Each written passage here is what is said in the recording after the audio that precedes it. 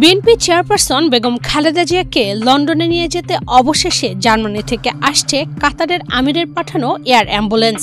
German ভিত্তিক airlines FAI aviation গ্রুপের এয়ারযানটি ৯ December মঙ্গলবার সকালে হযরত শাহজালাল আন্তর্জাতিক বিমানবন্দরে অবতরণ করবে।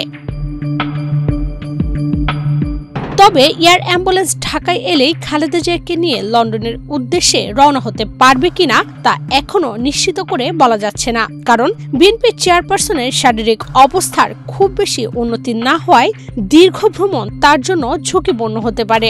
সেই বিবেচনায় আপাতত দেশেই অব্যাহত থাকতে পারে তার চিকিৎসা। একমাত্র স্মার্ট সিটি বসুন্ধরা, আধুনিকতায় এক ধাপ এগিয়ে। চিকিৎসা সংশ্লিষ্ট একাধিক সূত্র বলছে, গত কয়েকদিনে বিএনপি চেয়ারপারসন খালেদা জিয়ার শারীরিক অবস্থার উল্লেখযোগ্য উন্নতি হয়নি। কয়েক দফা পরীক্ষা নিরীক্ষার পরও তার মূল শারীরিক জটিলতাগুলো নিয়ন্ত্রণে আসেনি। খালেদা জিয়ার ডায়াবেটিক্স, কিডনি, হৃদযন্ত্র ও ফুসফুসের জটিলতা ওঠানামা করছে। অনিশ্চিত এই পরিস্থিতির কারণে তাকে কয়েকদিন ধরে পুরোপুরি নিবিড় পর্যবেক্ষণে রাখা হয়েছে। আগামী ২৪ থেকে ৪৮ ঘণ্টায় তার শারীরিক অবস্থার পরিবর্তনের ওপর বিদেশে পাঠানোর বিষয়টি নির্ভর করছে।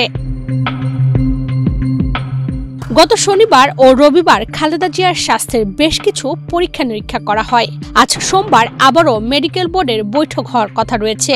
সেখানে সর্বশেষ পরীক্ষার রিপোর্ট অনুযায়ী পর্যালোচনা করে চিকিৎসা পরিকল্পনায় নতুন কোনো পরিবর্তন আনা হবে কিনা তা নির্ধারণ করা হতে পারে। মূলত তার উপরই নির্ভর করবে বিএনপি চেয়ারপারসনকে লন্ডনে নেওয়ার সম্ভাবনা।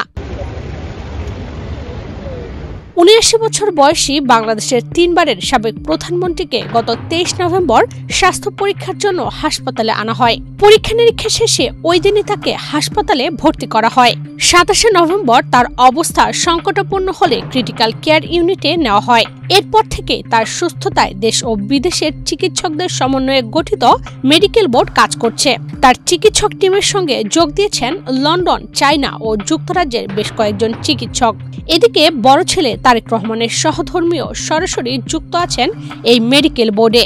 তার শারীরিক অবস্থা স্থিতিশীল হলে সকলের সমন্বিত সিদ্ধান্তে মঙ্গলবার রাতেই তাকে নিয়ে লন্ডনের উদ্দেশ্যে রওনা হতে পারে জার্মান থেকে আসা এয়ারযানটি। ইশরাত চৈতি, বাংলাদেশ প্রতিদিন।